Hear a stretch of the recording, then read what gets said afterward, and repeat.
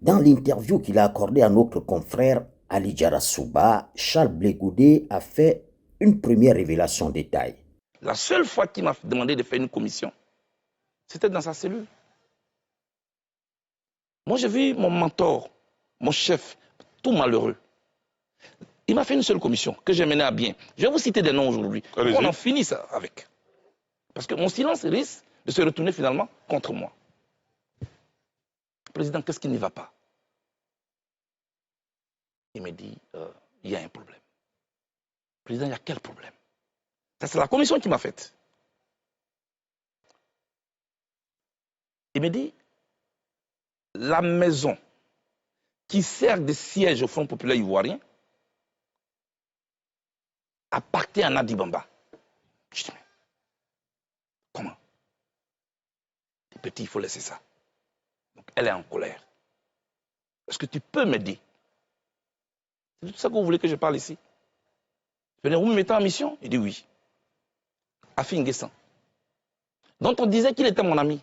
Si j'étais en parlant avec lui, comment j'aurais fait cette mission? Donc, le lendemain à 7 h, quand on ouvre les cellules, il est 6 h à Abidjan. Je vais au téléphone chez les gardes. Je demande à parler à Mme Angéline Kili, que je salue au passage, l'épouse d'Afi N'Guessan. Je l'ai au téléphone, heureusement. Je dis, maman, passez-moi votre mari. Hésitante qu'elle était, je la taquine. Maman, où vous faites chambre à part? Elle dit non, elle me le passe. Je dis, président Afi, je cite des noms, il est en vie. Le président Gbagbo souffre d'un problème. Votre siège est la maison de Nadi Bamba. Est-ce que vous pouvez rétrocéder cette maison? Il dit, mais ce n'est pas possible. Nous, c'est nos DG qui ont cotisé pour payer cette maison. Comment elle appartient à Nadi Bamba? Je dis, laisse tout ça, président.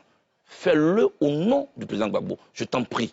Pour sa santé en prison, fais-le pour lui. Il dit, ok. Comme elle m'a traduit en justice, Là, c'est le président Afi qui parle. Le président Afi qui parle. Demandez au président de lui demander de me donner quelqu'un de confiance pour que le problème soit réglé devant un huissier. Moi, j'étais content parce que je vais de réussir un exploit pour mon patron. Je vais donc dans la cellule du président Gbagbo. Il dit, président, le problème est résolu. Demandez à Nadi Bamba de nous donner un nom. Je vais donner à Afi, il m'attend au téléphone. À la CPI, le président a oublié de se lever pour aller au téléphone chez les gardes. Donc ceux qui racontaient que, oui, il y a des appareils enregistrés, tout ça c'est faux. Tout est suivi à la CPI. Il est parti, il a demandé le numéro, il est venu, il m'a donné un nom. Comment il s'appelle? Ousmane Si Savané, avec son numéro. Voilà le nom que Nadi Bamba a donné. Tout content, je vais au téléphone, je dis à Afi N'Guessan, voici le numéro. Le samedi, nous descendons donc dans la salle de visite. Nadi Bamba est contente. Merci Blé. La maison m'a été rétrocédée. Si je vends cette maison, je te donnerai ta part. Je dis non, attention, moi je ne suis pas un agent immobilier. Attendez, vous n'avez peut-être pas bien entendu. Revenons sur la réaction d'Afi N'Guessan lorsqu'on lui apprend que le siège du parti de Laurent Gbagbo n'appartient pas à la formation, mais plutôt à Nadi Bamba.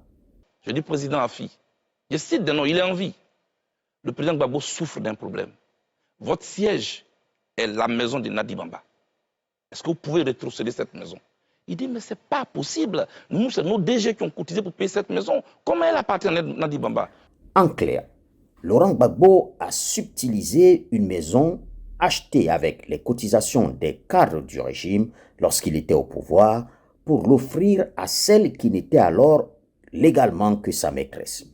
Le siège du Front populaire ivoirien de Laurent Gbagbo, acquis avec les deniers des dignitaires du parti, a donc été volé par Laurent Gbagbo qui en a fait cadeau à sa dulcinée.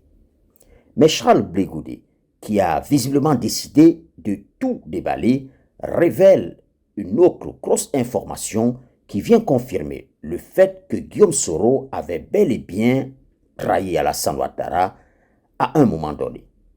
Et là encore, Nadi Bamba n'est pas étrangère au complot. Plus loin, votre aîné Issa Sangaré Yereso, il est en vie, je le cite.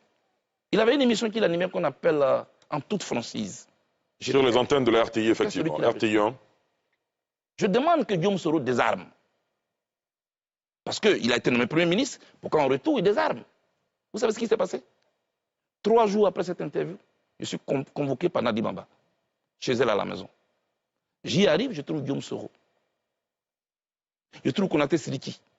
Je cite des noms. Je trouve Meïté Sendou. Je suis sur un banc d'accusés. Quelques minutes après, le chef de l'État de Côte d'Ivoire arrive. Me voici entre le Premier ministre et le chef de l'État. La dame prend la parole. Blé, présente tes excuses à Guillaume Soro. J'ai dit pourquoi? Pourquoi tu lui as demandé de désarmer? Les armes qu'il porte de jour, ça tonne. Ce ne sera pas contre Gbagbo. Tu ne sais pas. Tu ne sais pas de quoi tu parles. Qui suis-je?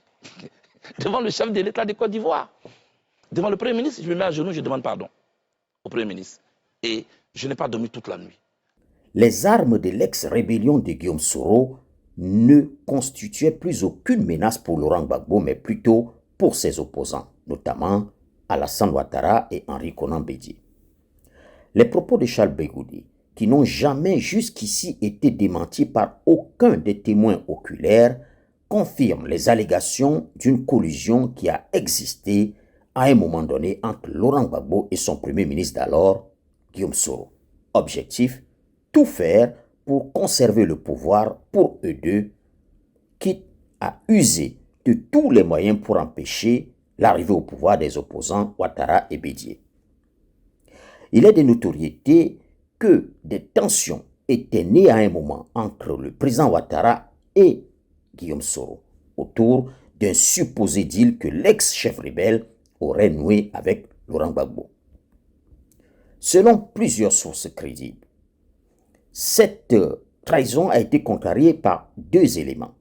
D'abord, la présence des forces onusiennes appuyées par l'armée française qui garantissait qu'on ne pouvait ni exclure Alassane Ouattara, encore moins tronquer le résultat des élections. Ensuite, la très large majorité des commandants de l'ex-rébellion considéraient qu'on ne pouvait pas avoir mené une insurrection armée pendant près d'une décennie pour ensuite se retrouver dans un deal avec celui qui avait exclu les populations du nord de la Côte d'Ivoire qu'on prétendait défendre.